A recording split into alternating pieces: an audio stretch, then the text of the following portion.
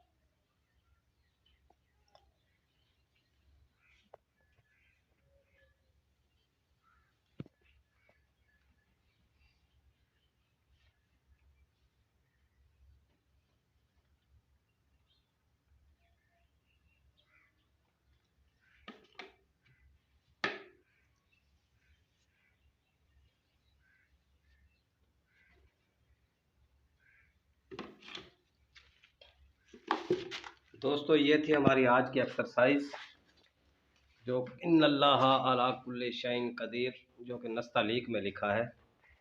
कैसी लगी है वीडियो? अच्छी लगी है तो मेरा चैनल लाइक करें, शेयर करें, सब्सक्राइब करें और बेल आइकन को भी प्रेस कर दें। मिलते हैं कल की वीडियो में। अल्लाह।